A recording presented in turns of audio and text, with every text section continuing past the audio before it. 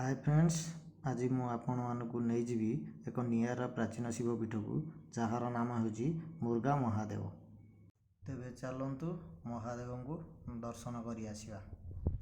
सकाळु सकाळु मु एवं मोर जड़े भाई बाहरी पड़िलु भगवान को दर्शन करने। बाटरे गला बेले देखिलु गोटे बस स्टैंड टी जार नाम हूँ जोड़ा। पचारि बुझिलु मुर्गा महादेव जावाई सेठू केते दूर। जड़े कहले कि सेठू 15-20 किलोमीटर। तेबे आमे सेठू बाहरी पड़िलु। बाटरे गला बेले देखा पाइलु किछि दूर गला पर देखा पाइलु गोटे साइन बोर्ड रे लिखा होछि मुर्गा महादेव जावाई आ मात्र 7 किलोमीटर। बाम पार्श्व दे बाहरी पड़िलु एवं फाइनाली आमे जाई पहुँची गलु मुर्गा महादेव पवित्र पीठरे। आपण माने देखि पारुथिबे मुर्गा महादेव गेट सामना रे अनेक भक्त एटार बहुत भीड़ लगी। तेबे विलंब न करी आमे भीतर को प्रवेश करने को लगिलु। भीतर देखिलु रोड साइड गुरारे छोट बड़ बहुत दुकान गुड़िए लगी। सेठारु समस्त भक्त माने निज मन पसंदर किछि किछि जिनिस किणुचंती एवं निज घर मानकु नेकी जाउचंती। आपण माने देखि पारुथिबे एठारे दुकान गुड़िक केमिति सजा है। सेठू आपण मानकर निजर आवश्यकता अनुजाई सामान किणी पारिबे। किछि बाट अतिक्रम करिया परे आमे देखिया को पाइलु महादेवंकर गेट सामना रे किछि लोक तांकर पूजा सामग्री जिनिस किछि बिकुचंती एवं भक्त माने मध्य किछि आपण माने देखि पारुथिबे कि मुर्गा महादेवंकर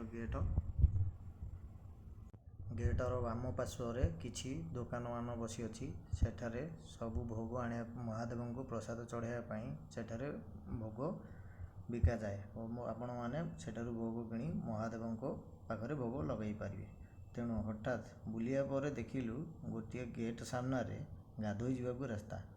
लोक मानकर भीड़ देखि आमे मध्य जीवाकू लागिलु एवं जीवा रास्ताटा माने देखि पारुथिबे आपण माने छोट छोट पहाच होइछि सेथरे लोक माने जाउछंती।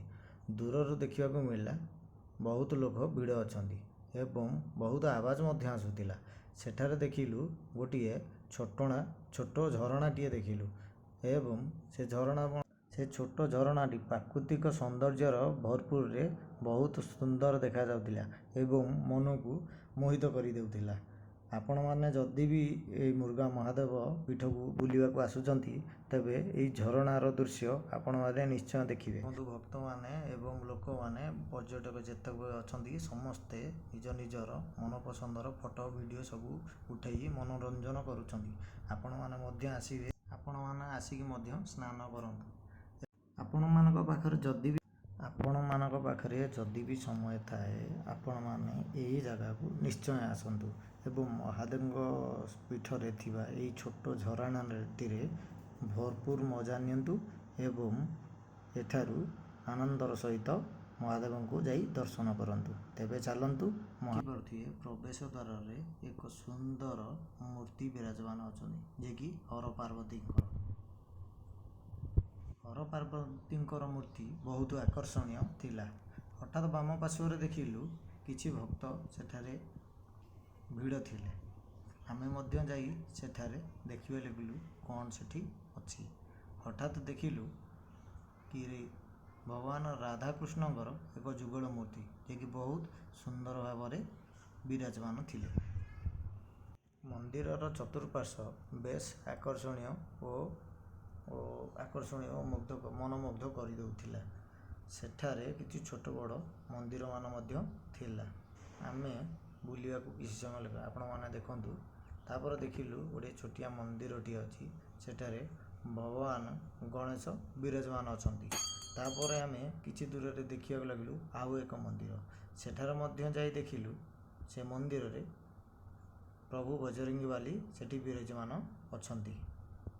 बजरंगी बाली को दर्शन करिबा परे आमे एबे चलिलु महादेव को दर्शन निमते। लोक कहती जे एठारे जो भक्त श्रद्धा एवं भक्तिर सहित मानसिक करे मुर्गा महादेव तांकर मनस्कामना पूरण करतांती। तेबे आसंतु जीवा दर्शन निमते। दर्शन करिया पई गलु ଦେଖନ୍ତୁ ଗେଟରେ କିଛି ଭକ୍ତ ପୂଜା କରୁଛନ୍ତି। ପୂଜାରୀ ମହାଶୟ ପୂଜା କରୁଛନ୍ତି ଏବଂ ଭଗବାନଙ୍କର ମୂର୍ତ୍ତି ଦେଖି ଆମେ ମଧ୍ୟ ବହୁତ ଆନନ୍ଦ ନେଲୁ ଏବଂ ଆଶୀର୍ବାଦ ପ୍ରାପ୍ତି କଲୁ। ଆପଣମାନେ ମଧ୍ୟ ଆସନ୍ତୁ ମୁର୍ଗା ମହାଦେବଙ୍କର ଆଶୀର୍ବାଦ ପ୍ରାପ୍ତି କରନ୍ତୁ। ତାର ନାମ ହେଉଛି ମୁର୍ଗା ମହାଦେବ। ଏଠାରେ ସ୍ୱୟଂ ବିରାଜମାନ ଥିବାରୁ ତାଙ୍କୁ ମୁର୍ଗା ମହାଦେବ ବୋଲି କୁହାଗଲା। ଆପଣମାନେ ଦେଖିପାରୁଥିବେ ମୁର୍ଗା ମହାଦେବଙ୍କର ଉପରୁ କିଛି ଦୃଶ୍ୟ।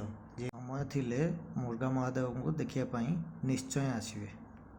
ଭିଡ଼ିଓଟି ଯଦି ପସନ୍ଦ ଆସେ ଲାଇକ୍, ସେୟାର ଏବଂ ସବସ୍କ୍ରାଇବ୍ କରିବେ।